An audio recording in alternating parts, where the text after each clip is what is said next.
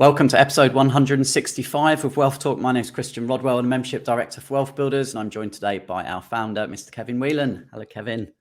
Hi, Chris. Good to be with you again.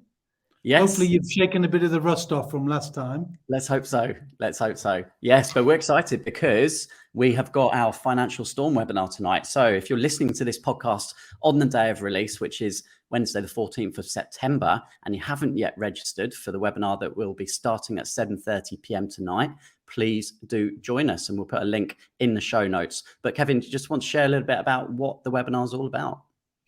Yeah, definitely. I mean, I'm very excited about it because, if you look around the world, all you're seeing is doom and gloom and language of inflation and recessions, and it's happening all over the world, and there's nothing we can do about it. We all should shrink into our little shells and hide.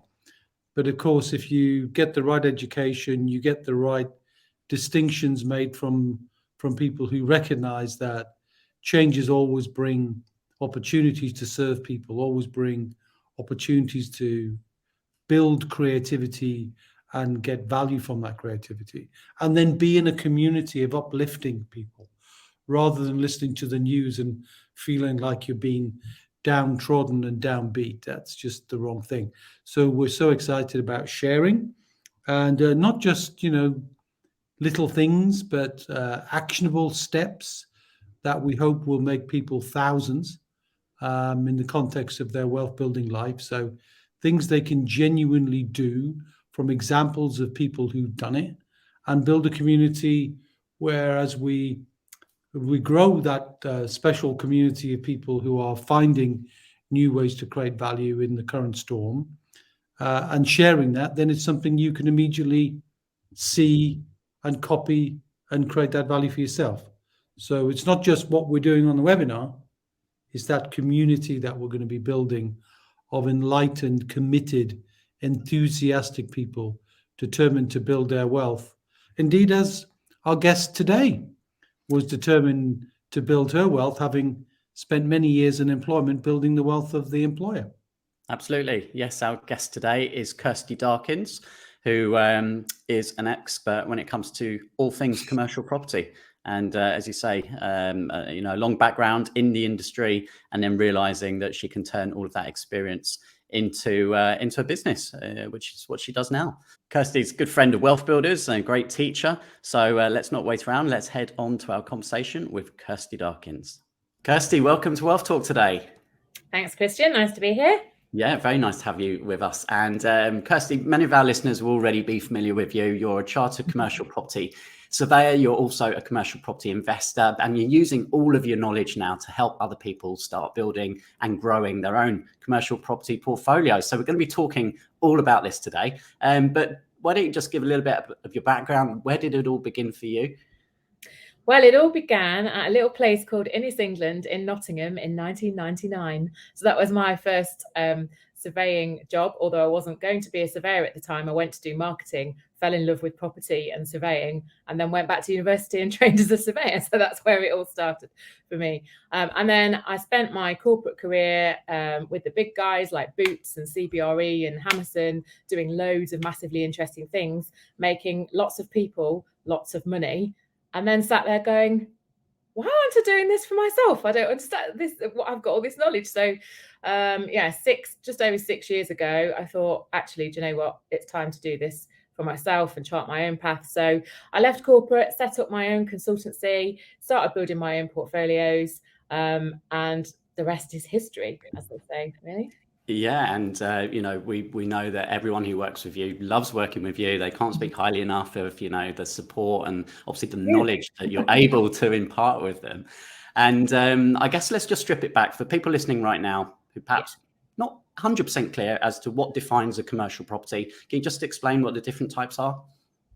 Yeah, so a commercial property essentially has a business tenancy. So that's the definition of a commercial property. The occupier is a business. And you've got different sectors within commercial. So the three key sectors are retail and leisure, offices, and industrial. And then there's lots of other very specialist sectors like healthcare and cold storage and data centers and all that kind of thing. But where we really focus as private investors is on the three key sectors that I just outlined there. Okay. And I guess, we should understand what are the benefits, what makes commercial property an attractive investment over residential? Yeah, so I always say that even if you love residential and you really know what you're doing, everyone should have at least one commercial property, because there are quite a lot of tax benefits to investing in commercial that you can't achieve through residential. So it's not always the place I start, but I think for your community, that's quite attractive. So you can claim capital allowances from commercial properties, which means you get to offset either your income tax or your corporation tax, depending how you're investing. You can also invest your pension directly into commercial property, which you can't do with residential, so it gives you another funding stream.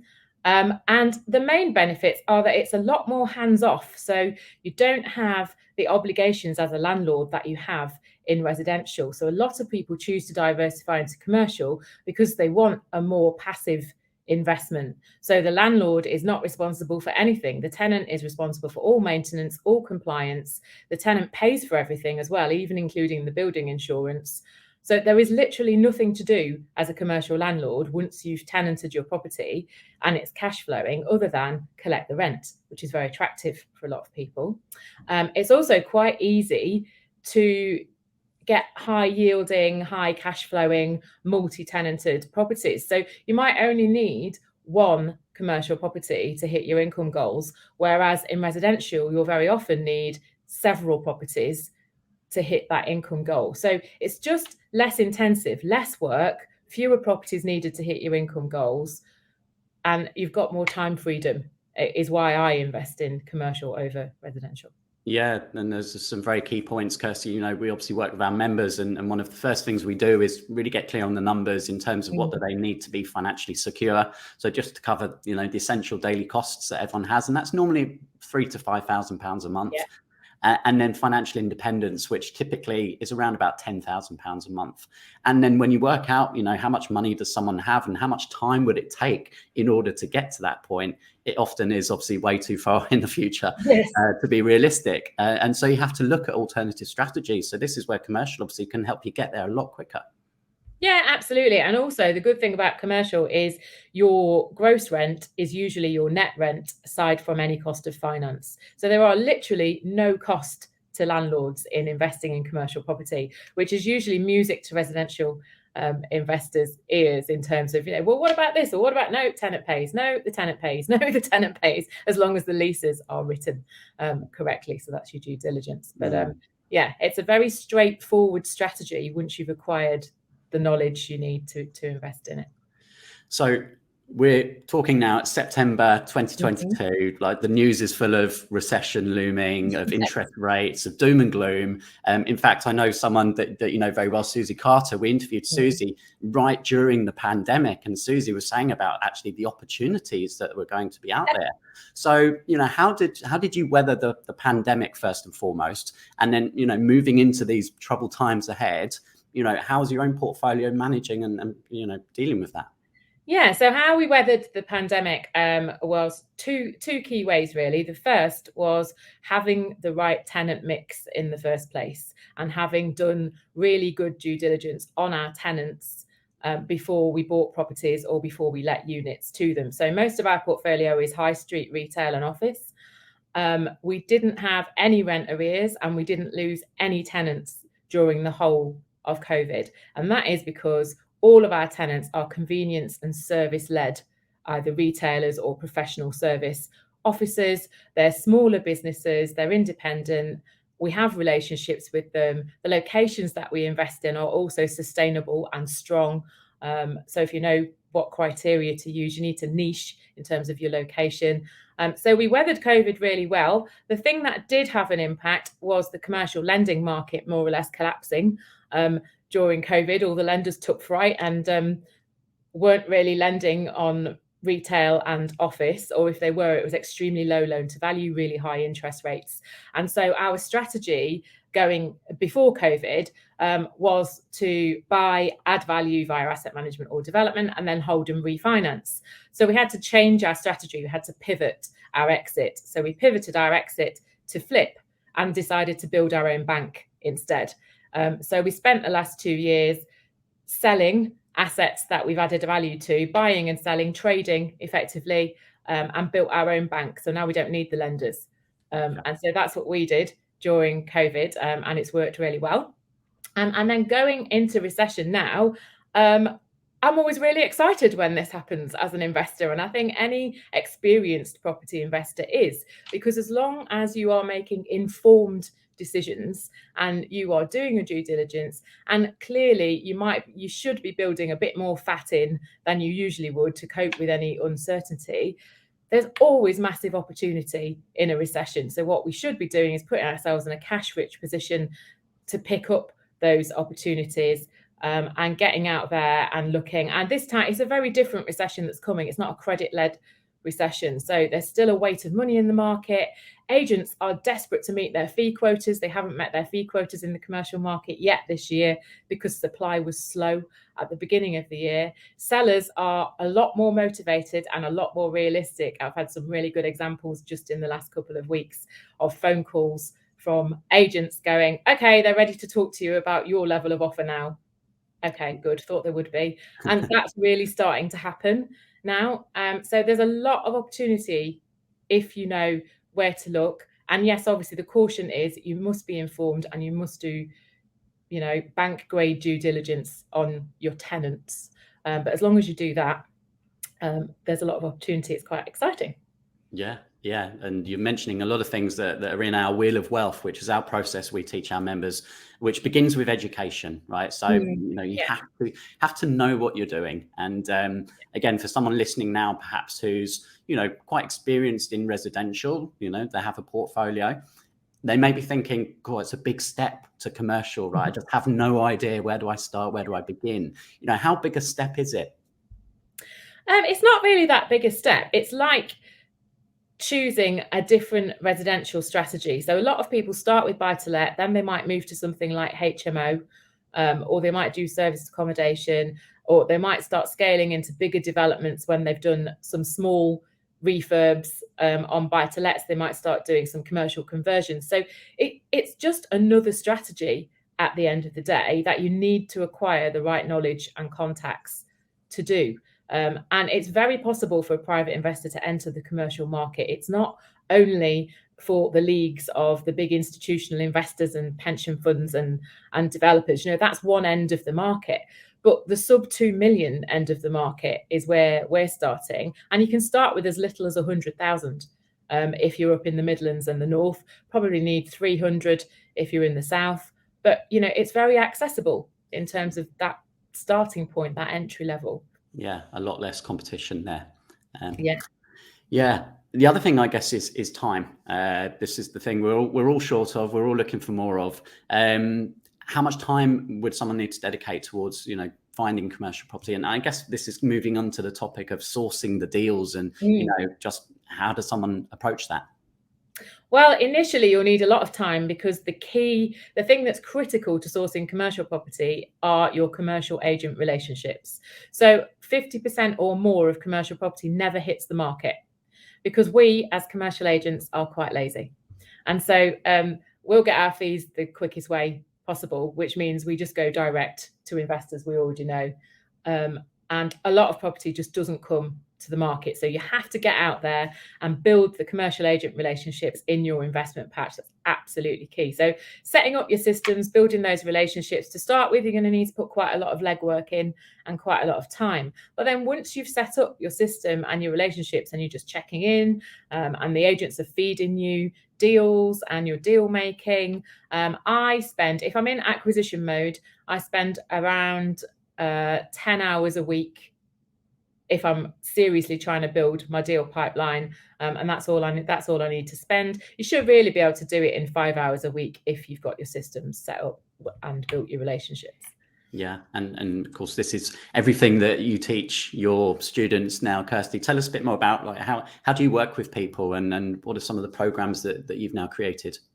Yeah, so I in the first lockdown, I created my online masterclass, mostly to occupy myself, to be honest, but because a lot of people have been asking, well, where can I find more information? So it's an 8-module online masterclass that gives you all the fundamental information you need to understand to start investing in commercial property. And the result is that you'll decide on what strategy is right for you within commercial, because just like residential, there's multiple different strategies in commercial, and it will depend what your goals are and what your starting point is on what strategy is right for you. So that's the masterclass. And then if people feel, a lot of people do that and then feel that they still need some support, they still need the confidence of someone behind them while they're making decisions for the first time in commercial. So I run a group mentoring program.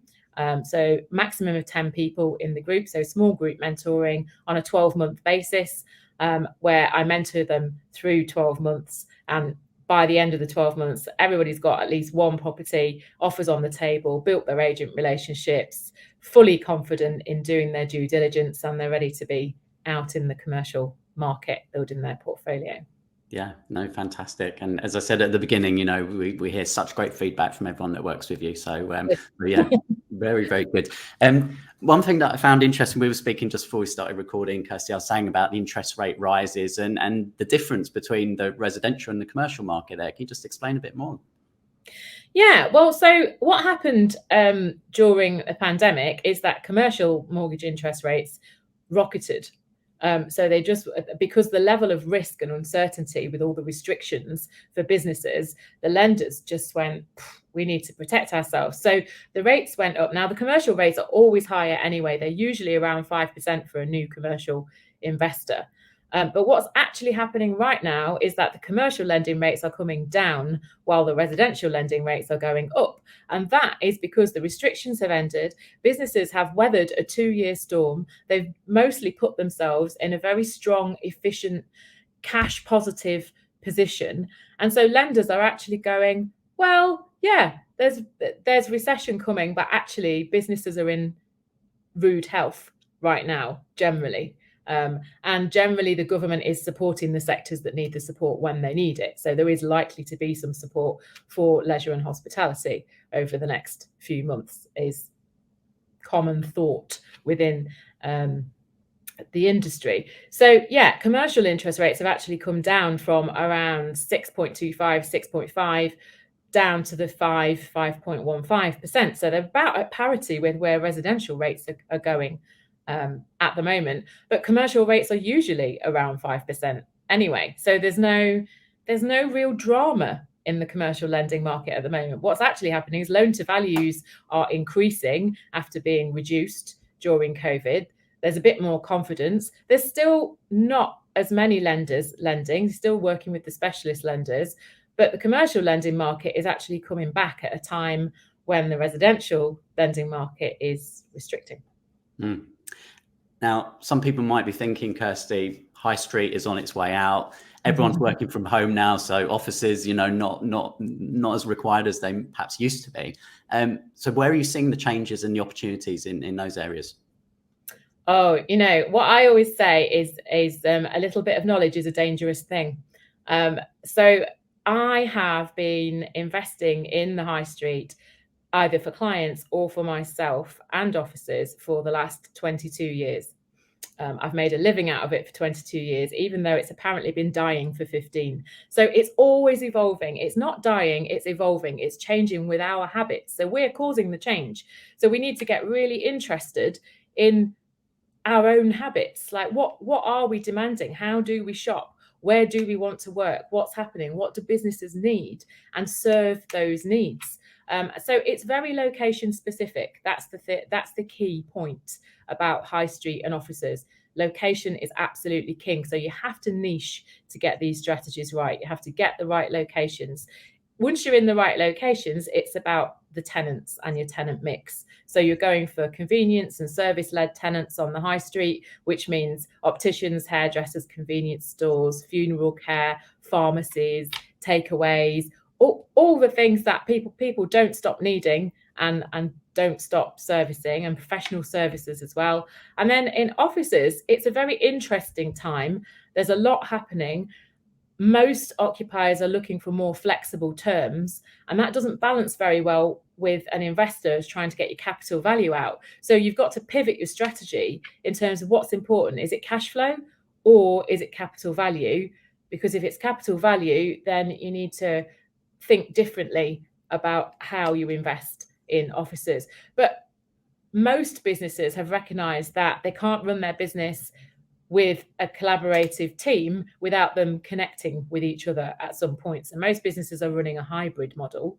And also what's become very important in offices is facilities and wellness. And so they all need actually more space, not for desks, but just for breakout areas, gyms, facilities, so actually a lot of businesses are using the same amount of space, but they're using the space differently. So that's quite an interesting development as well. Yeah, no, it is. And in terms of adding value, again, looking at the differences between perhaps residential and commercial, residential, typically you're looking at refurbs to add the value, additional space, you could be splitting titles. How does that differ in commercial in terms of the amount of work that's involved? Yeah, so obviously you can do some development in commercial, but you don't have to do physical development works to add value, which is what a lot of investors get excited about. So we focus very much on asset management, which means working with tenants and leases. So our buying strategy is to buy properties where there are short leases, because all your value in commercial property is in the security of your income stream, which means the length of your lease and the strength of your tenant. So if you can buy properties which are tenanted with short leases and then renew those leases, you add a lot of value just by doing the paper exercises of renewing the leases. You could buy vacant property and let in vacant space. That's an easy way to double your value overnight, because the value is all in security of income. And when there is no income, it's only worth what you've decided it's worth paying for it. Or you can uplift rents, you can remove tenant breaks, you could split up bigger units into smaller units. So you need to serve the current market demand rather than what there was previously. And you can add value as well through commercializing commercial assets. So car parking, advertising, there's lots of different ways that you can add some extra value other than actually letting the units to business tenants. So there's lots of ways to add value to commercial property that don't involve physical development work. Yeah. When it comes to wealth building, the higher cash flow and the security of that, predictable recurring income is obviously one of the main things we focus on. And I think you've given us some great examples today, Kristy, of how that can be achieved through commercial. Is there any final words of advice or things you'd like to share with our listeners? I think, if you're interested in commercial, then just find somewhere that you can find out more, find some investors who are already doing it and start defining what strategies are possible and what's right for you and your goals. Yeah. And you also do some on-site days. And do you have any of those coming up at all, Kristy? Yeah, we do. So myself and my business partner, John Ballard, who's a builder project manager, we tend to do mixed use commercial developments, and we run half-day on-site days for groups of 10 to 12 investors at a time. We've got one coming up on the 28th of September in Birmingham, if anybody's interested in joining. It's only £100 to attend, just to cover our costs, and we spend 4 hours with you. We give you a full in-depth case study of the project that we're currently doing. We talk about all the different commercial strategies and give you some case studies just to really get your juices flowing on what's possible. And then we give you an hour to an hour and a half to just pick our brains with the other investors to get all your questions, your burning questions about, well, how could I do commercial property, or how does this work, or what about that? And the idea is that you go away knowing what your next step in commercial property is, or not. It might not be for you. Yeah, that sounds like an amazing opportunity. So please do share the links, and we'll make sure those are in the show notes for anyone that wants to click on that and come along and say hello in face. So Kristy, thank you so much for sharing all of your amazing experience and knowledge with us today. And we look forward to catching up again very soon. All right, good to talk to you, Christian. Thank you. Great insights there from Kristy, and lots for us to discuss, Kevin. Before we do that, let's pull out one of our reviews from the last 7 days or so on Trustpilot, and this one is from David, who says, turning my numerous pension pots into a SSAS was the best bit of retirement planning I've done, all thanks to WealthBuilders. Since 2018, my SSAS has outperformed the various pension funds where the funds resided every single year. And the funds are now mine, not simply belonging to the pension scheme that has the obligation to pay me a proportion of what they earn each year from investing the principal. And because they are my pension pot, they will remain available to my dependents when I and my wife have died. Had I left it with the pension corporations, they would retain the principal plus residual accrued enhancements. Thank you, Wealth Builders, and thank you, Kevin. Well, that's a nice one. I mean, the language was slightly complex, but you get the point. I mean, actually, the way he framed that I thought was rather interesting. An obligation of the company to pay me a proportion. I mean, like, it's like paying your taxes, isn't it? You know, you earn a proportion, and we'll be covering taxes in some detail over the course of how you can save taxes, how you can reduce your tax bill fundamentally, because, you know, in a state of economy like we've got, you know, we're going to have challenges with tax. Of course, we know it's an all-pervasive charge, but this proportionate benefit of somebody giving you a proportion of what you're entitled to is just not right when it comes to you having your own pension and wanting to do better with it. And of course, Kristy talks about that, doesn't she, as well?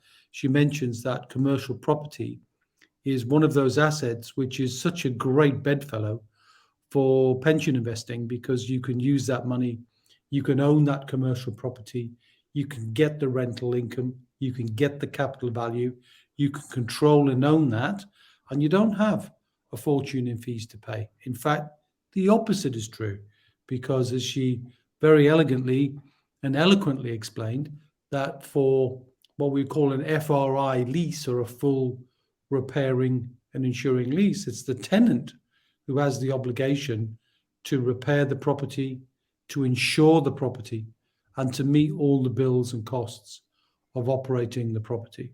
So it's really a great way to build your wealth, and as I say, a really, really good fit for those people who are taking control of their pensions as well, Chris.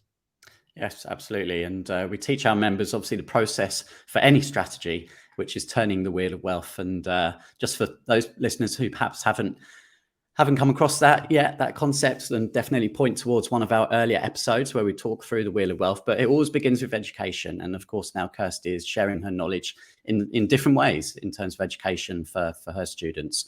And then it's having the right support around you, and of course, the right connections, then leading to due diligence, and finally guided action. And due diligence came up a couple of times. Of course, such a key part of the process, Kevin. Sometimes it's skipped over, but obviously, critical wealth dynamics obviously comes in here as well. Yes, well, we had a call with one of our members today, didn't we? And we talked about the wealth dynamics in play there. And sometimes, you know, wealth dynamics and due diligence is a bit of a double-edged sword in some respects, Chris. I mean, it's absolutely critical and it's needed, because there is no such thing as a risk-free investment. I mean, life is not risk-free. So you've got to be prepared to look at the pros and cons and do due diligence. But of course, some people, as you say, skip it. Those people who their natural tendency is to make gut calls and make sort of big picture type decisions. And some people get over analytical, and they won't make any decision until the due diligence is absolutely perfect, which it can never be, because there has to be a con, there has to be a negative in order to get the higher returns that often this due diligence will reveal. That what are the benefits? Well, you've got to take some of the risk that goes with that, but it's understanding that and documenting that and mitigating that is the very core of that due diligence process we share and help people to put in play to reduce the risk as much as is possible to do. Yes, and part of that due diligence that Kristy talked about there with her own portfolio was making sure that she really understood the tenant types and having a good mix. And we've seen that in previous conversations we've had on the podcast, most notably Luke Spikes, who was on episode 136. So that was all about reinventing the high street. And Luke was seeing the opportunities now of people wanting more flexible working. So, you know, co-working space, which he obviously is now focusing on. It was very interesting to me, Chris. You know, you asked the question about, I know you were playing devil's advocate. You were saying, oh, the high street is dead, you know, almost you were posing the question, and knowing that her answer was going to be much more in depth than that. And she came back right at you, didn't she? And she went, well, a little knowledge is a dangerous thing. And of course, she's absolutely right. Not aimed at you, but aimed at the naysayers who will always find a reason not to do something. But she made a really great point that it's not that things have fundamentally changed forever. Things have changed and they've evolved. They're different. And you have to be pragmatic to look at those differences and find your niche. Like anything in wealth, you find your niche. And I think I liked hers, which was looking for opportunities in property where the lease is short, and recognizing that one of the easiest ways to add value is then to change the terms of the lease. And if you get a longer lease and you get a good tenant, a covenant, in other words, a promise, and you combine the two, then those things are what ultimately deems or creates the value of a commercial property. So, and that's definitely her area of expertise. Absolutely. So yeah, I think Kristy really helps us to see that commercial, like any strategy, is not something beyond the reach. Some people might think it sounds complex, but with the right education, the right support, the right connections, it's a strategy that can work for anyone.